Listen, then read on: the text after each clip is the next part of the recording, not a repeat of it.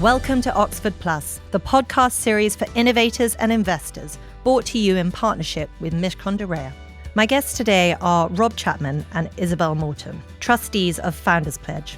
Founders Pledge is a non-profit initiative that enables entrepreneurs and investors to commit a portion of their personal proceeds from a sale of a company to charity. Founded in 2015, it provides a simple, legally binding way to embed philanthropy into the startup journey. Members, typically founders, VCs, venture capitalists, and tech leaders, pledge a percentage, often 2 to 10% of their future liquidity events, to causes of their choice. Founders Pledge offers ongoing support, including philanthropic advice and impact research to help members give effectively. The core mission is to make high-impact giving a standard part of the entrepreneurial success. Izzy is a former private client lawyer with extensive experience of working with entrepreneurs, family offices, and their charitable foundations.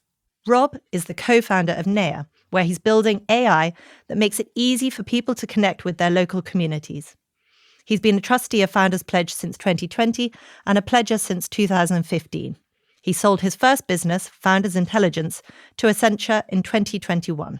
They both moved to Oxford within the last few years and are focused on deepening Founders Pledge relationships with entrepreneurs in the Oxford ecosystem and beyond. Our partner, Neya, have been a supporter of Founders Pledge long term and since inception. Rob, Izzy, thank you so much for joining today. You're both trustees for Founders Pledge. Indeed. I'd love to just hear, for those that are at home and perhaps aren't familiar with Founders Pledge, what is it at a high level? Great. So Founders Pledge is a charity that helps entrepreneurs to do immense good by giving their money to great causes very effectively. So it was set up 12 years ago, and it started with the simple idea that lots and lots of people starting businesses want to do good in the world, but they're time and cash poor. And there'll be a stage later in life when they are, hopefully, if all goes well, time and cash much richer. What it does is create a community of entrepreneurs who think the same, who think that one of the reasons to make money from doing their companies is to give a large proportion of it away, and helps them to think on the journey about how they're going to do that really well. It scaled from a few people right at the beginning to now we've got over 1,500 people who have pledged. It's given over $1.5 billion to good causes over the course of its existence. And it's got well over 11 billion pledged. Absolutely amazing. And those numbers are mind-blowing. The impact's going to be huge. Izzy, on some of the more kind of practical nuts and bolts stuff, how does it actually work? If you're an individual, what is it that you would have access to that you might otherwise have to set up yourself? Yeah, so one of the great benefits is that members have use of what is known as a donor-advised fund that is run by Founders Pledge. And a donor-advised fund is a charity in the UK. There is also a US branch and a German branch as well, which all have charitable status and all of the regulatory and tax benefits that a charity would have. Now, for extremely wealthy individuals, traditionally many of those people who want to give would set up their own private foundations. But the use of a donor-advised fund basically takes all of that administrative burden away from the individual and gives it great economies of scale. So you're reducing the cost and obviously the time burden, per what Rob said. Exactly. And it also enables more effective giving because as a founder, as a member, you make your commitment upfront to pledge. When your liquidity event comes in, you then meet your pledge. You make your donation in one go. And then it means that you can take advantage through your account in the donor advised fund of time-critical funding opportunities as they come up and as recommendations from your Founders Pledge advisor come up. Okay, I want to dig into that a bit more in a second. But Rob, I'd love to just hear, how did you first come across Founders Pledge? What was your sort of personal engagement? Because I think it's quite fun to hear it from a sort of user perspective. Yeah. And obviously now you've decided to become a trustee, so you must have had a really good experience. Yeah, of course. I had a brilliant experience. Actually, we were in the same office as David Goldberg, the founder, when he started. And the sort of principles of what he was doing immediately appealed. So I pledged 5% of my proceeds on exit. You're not actually pledging equity, you're not giving equity, you are making a pledge that when you make money later on the entrepreneurial journey, that you're going to give a portion of that away. The organisation has found that is a much more effective way of doing it. Like if you are pledging a percentage of your exit proceeds, if successful, is much easier for people to agree to than when the money's in your bank account and you know what that sum actually is and you have to give it away actively yourself. Or to try and give equity up front, because that's very complicated on the cap table. So that could cause all sorts of issues puts too. investors and entrepreneurs in difficult situations. So yeah, it's really, really simple. So right back 10 years ago when I first pledged, it gives you access to the research team of Founders Pledge.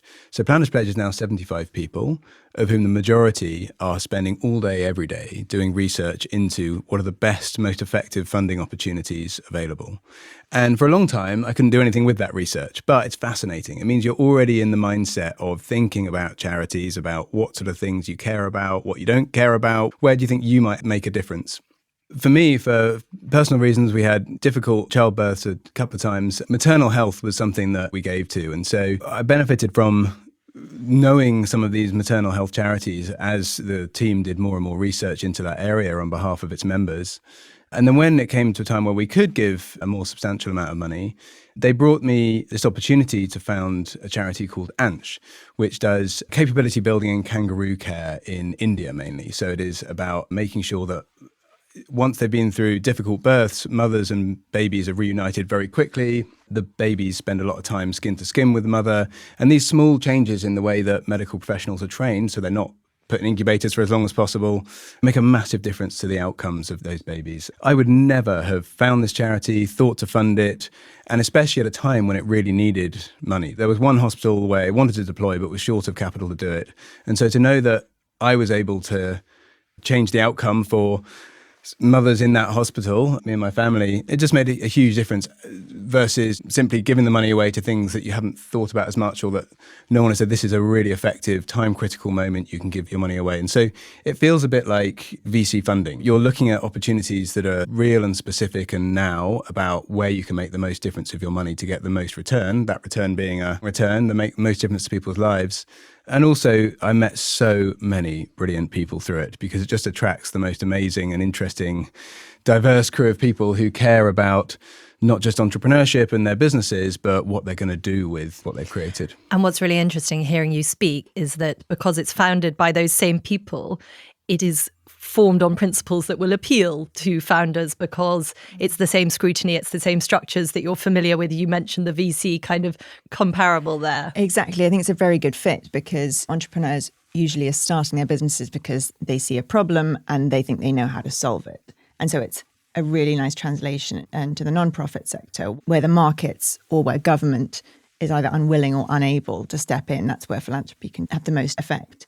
And applying the sort of analytical, rational, data-driven skills that you will naturally have as an entrepreneur and be very open to working with the research team, I think really appeals to the membership. Yeah. And also it's not purely rational. Every founder has their own way of giving, and where it's used best is when you say, well, these are the topics I really care about, and then the research team can help you find the best way to care about those topics or to deliver impact in those areas. And if it's a local giving, for instance, they might not have such a strong point of view on, like giving here around in Oxford, but certainly if it's a global cause, then they almost certainly have got some deep, really interesting and often quite surprising conclusions about what they suggest that you fund and don't fund, and it really helps to have someone to think through it with you. Izzy, tell me a little bit more, because I've got the sense of that breadth of offering, the depth of offering, and how useful it would be. But can you give us a bit more on the actual structure, the numbers of people employed? Yes, so it's quite helpful to think about it as a sort of investment structure in a way. It's a bit like an investment manager for philanthropy. In terms of the organisation, as Rob said, there are around 70 people employed. And that's split mainly between the research team and then the advisory team. So each member will have an advisor allocated to them who will help them to dig into their interest areas and then be the bridge with the research team to make the ultimate recommendations. And that's an ongoing process. And your advisor will also connect you with like-minded other members or will make introductions to visiting CEOs of the charities that you're interested in and let you know about events. Season 3 is also brought to you in association with Oxford North and Thomas White Oxford, the development company of St John's College. Oxford North is a new innovation district purposefully designed to enable the next century of life-changing discoveries in science and technology. It launched in 2025 and is already part of the Oxford ecosystem, providing fitted labs and workspaces from 5 to 100 plus people, surrounded by a new public park the size of Trafalgar Square, Market Square Cafe, and new homes and more.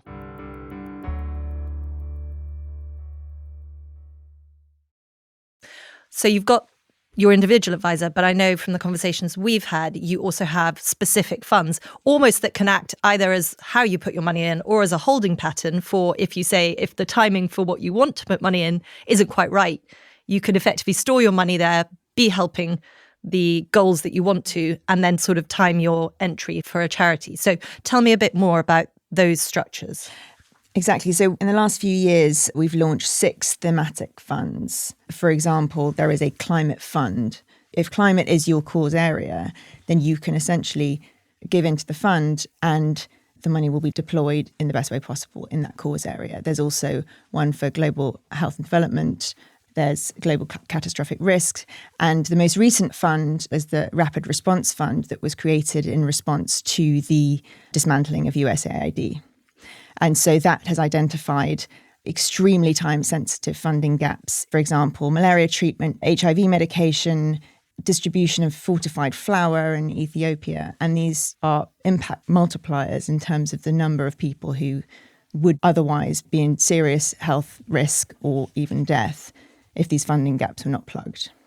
It's no surprise that a fund with professional fund managers outperforms retail philanthropists. You know, they really are amazing at getting that money to the places it's needed on time in the right way. And so I give to the Health and Development Fund because I just know they're going to use the money well, and it's a really effective way. I like to also do things direct as well, because part of philanthropy is about the feeling of it and being involved and caring about what you're doing, not being completely dispassionate, which would be a weird thing. But it is nice to know that some of the money gets spent really, really well by professionals who spend all day every day trying to work out how to do it. I think it's something like 300 human hours spent to narrow down to a recommendation. It's not something that we're doing as a one part-time individual job. exactly would really be able to do. And a great example on the climate fund in terms of timing was some significant donations to a right of centre climate policies coalition builder, which was funded in anticipation of the change of administration in the US, because the left of centre climate funders receiving 10x the amount that right of centre funders were receiving, because the alignment's not quite obvious. And so that really meets our sort of objective of finding the more neglected, slightly less fashionable, perhaps not obvious solutions, but that are really, really important. I mean, that's the kind of like surprising conclusion they reach. I would never have thought to give to a Republican think tank. If anyone's interested as they're listening, do go on the website, because all of the research is published and openly available to anyone. And so even if don't join Founders Pledge, you can use it to think about your own giving, or even just to learn about some crazy stuff that's happening that's super effective in the charity world. And all of the funds are publicly available for donations. So you don't have to be a member to contribute. And I love that idea of the counterfactual, because I think in a world where we're increasingly being fed headlines, potentially in a bit of an echo chamber, everyone's seeking out sources of truth that might be against your instinct, inform you outside, or one hopes that people that are entrepreneurial and curious will be seeking out those sources. And so it's quite reassuring to hear that within this framework, you're actually being shown things that are against your instinct, but when you read them are potentially changing your mind. It just makes you think harder. Being around other people who are thinking about this all the time, it means you're not sort of being as lazy of just giving to the charities you've heard of, but it does make you think twice about what you're doing, how you're spending your time and money, and how you can have most impact in the world. Like any good organisation. And so hopefully you would be influenced by the advice and research of Founders Pledge. But that's another benefit of the donor-advised fund structure, is that you have a siloed account that is yours. And even though you've given up legal control, you are still able to influence and request donations to any registered charity. So that control ultimately lies with you still. Exactly. So most members will end up giving to a combination of the recommended Founders Pledge causes and then also around the edges, their own chosen more local charities, or if their friend is running a marathon, or the more sort of reactive opportunities that might come up in your life. It also lets you give in the UK, which is helpful for the tax benefit, but then you can deploy it anywhere in the world. So then they can give to charities all around the world, and they due diligence them to make sure that your money is not going to be lost or misappropriated. Just taking a step back, who's it for? What are the range of donors you have? What are the range of pledges you have? I think it's really interesting because sometimes when people hear these conversations, it's quite abstract and they think, oh, that's not for me. I don't have X many hundreds of millions to give. It's not the case. I know that's not the case, and I'd love to hear it from you. So it's for anyone who's building an ambitious, scalable business or has built one and wants to take the same approach to their giving.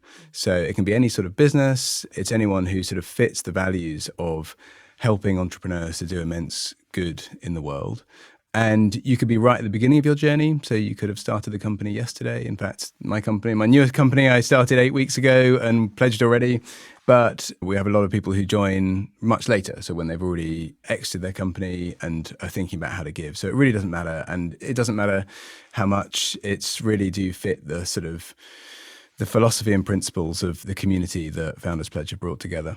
And I really like the fact that when I was having a dig around on this, it really is very flexible. Some people might give 2%. I think I saw the highest one was 80%. It can be progressive. So you can have a percentage that's lower up to a certain exit amount, and then you could maybe tick it up. And I think that probably appeals to people that might not want to feel that it's too prescriptive and that there's only one shape for everyone. At the very beginning, the minimum was 2%, and therefore most people ended up giving 2%. And I think now the number has grown to about 11 or 12% as an average. And just returning to the point earlier about the comparators with venture capital, there are also pledges that can be made from funds. It applies to both founders of companies, but also investors in these sorts of companies. So investors, venture investors, can also pledge a percentage of their carry proceeds. Amazing.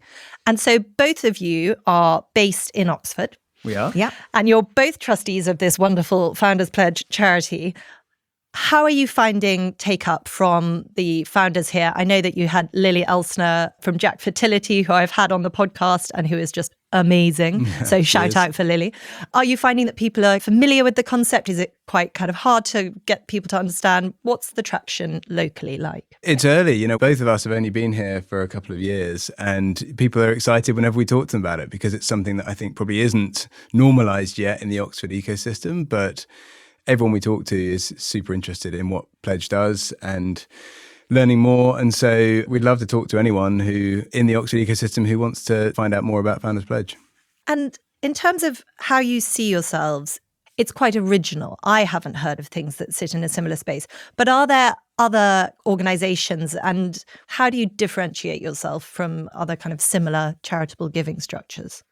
Firstly, I think Founders Pledge is kind of uniquely slightly bizarre and entrepreneurial in what it's doing. So, for instance, they've just launched a venture fund themselves so they can invest in some of the people who pledge. They will invest in Series C and beyond from its own, that's very its cool. own fund. We think it's the first charity in the world that has its own proper venture fund with LPs and 2 GPs.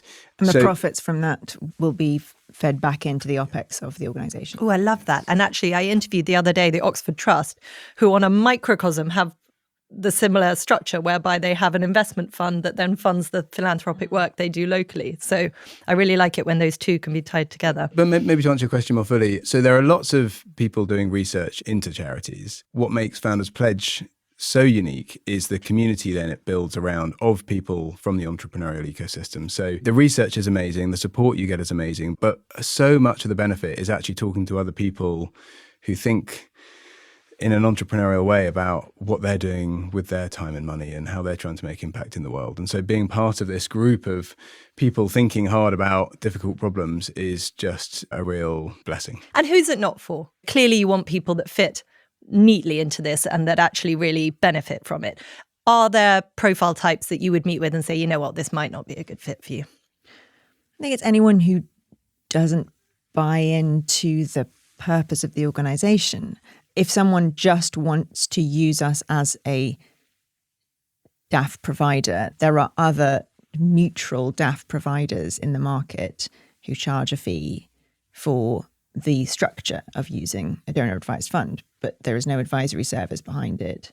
And that's fine. So if you just want to use the DAF for the efficiency, the tax break, to take the administrative burden off, and that's really the only reason, then that probably wouldn't be a good fit. Yeah, you have to be excited about the research and excited about the community. Yeah. But I would also say it is a journey, because these are quite new concepts for a lot of people who are starting their giving journey. And that's also the benefit of starting the relationship with members early in their founding journey, is that they can sort of get used to some of the concepts. They can, as Rob said, they can start looking into the research to the extent that they have bandwidth to do so, and sort of dip a toe into high impact giving alongside perhaps more familiar local giving or more reactive giving that they want to do. We find that once people get into a giving habit and build relationships and find out more, then they increase their high impact giving as a result. But you don't have to buy in 100% from day one, but it's just approaching it with an open and curious mind. And I think when we spoke before in preparation for today, you mentioned how you see yourself, the psychology of giving and seeing yourself as a philanthropist almost in advance.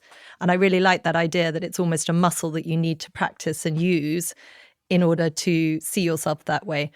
It also spreads far beyond the act of giving into actually how you run your company and the values you put behind it, and even what your company does. I mean, so over the course of running Founders Intelligence, my first company, we started off completely kind of just trying to stay alive and create value. And then sort of 3 or 4 years in, we started thinking much harder about, well, what is the impact we're having in the world? And we sort of switched quite a lot of our work to be aligned to the UN sustainability goals, because we have these influences around, well, what are you doing, not just financially, but for the world in your company? So it does go far beyond just writing a check once you've made lots of money. That's not the end of it. No. And I think that, again, to that point, it's how you see yourself, but it's also the people that you surround yourself with. So for other stakeholders, investors, employees, these are increasingly important areas that they will be looking at. And I think there's almost no stronger statement you can make than a commitment like this in advance, because talk is cheap. This is a real commitment. Yeah, someone put it to me, it doesn't absolve you of building an evil company and then giving a small amount away. That's really not what Founders Pledge is about in any way. And of course, there are companies where we wouldn't take money from, clearly. It's about making sure that your values and your actions are aligned, and it can help you do that in all sorts of different ways, whether that's through giving or what you're doing or your mentors, like you said. All these things are sort of benefits I've had through the Founders Pledge community. Amazing. I know that in terms of how things are funded and structured to make sure that it's very transparent is a bit different from alternative providers. Izzy, could you give us a little more shape on that for people listening to understand? Well, the first thing to say is that membership of Founders Pledge is entirely free. And so members get access to the research and the advisory capability without having to pay any fees. Operating expenses are funded independently, either from sponsorship or from specific members who choose to give to the Founders Pledge OPEX. And I think that the running of the donor advised fund itself is specifically intended to provide the right incentives to get money out of the door to the charitable sector as quickly as possible to the right opportunities. So that contrasts with most DAF providers who charge a fee based on assets under management. Which again makes a lot of sense. Thank you both. And I hope that for anyone listening that wants a bit more information, that they'll reach out directly. But obviously all your details and Founders Pledge will be in the show notes. Brilliant. Yeah, Great. do read the research. It's the best place to start because it is phenomenal. You know, it really is amazing. And even just reading one of the research reports, you'll definitely learn something, I promise. And I've been on the board for about a year and a half now. And having been involved in other ways with the organisation as a pledger and also as an advisor, it's been amazing to see under the bonnet and to see just how rigorous and talented the operational team is and how much they care about doing the best job. It gives me a lot of faith in the project to be on the board. Thank you both. Great, thank you. Thank you. Thanks for listening to this episode of Oxford Plus, presented by me, Susanna Diago. If you want to stay up to date with all things Oxford Plus, please visit our website, oxfordplus.co.uk, and sign up for our newsletter so you never miss an update. Oxford Plus was made in partnership with Mishcon de Rare and is produced and edited by Story 94.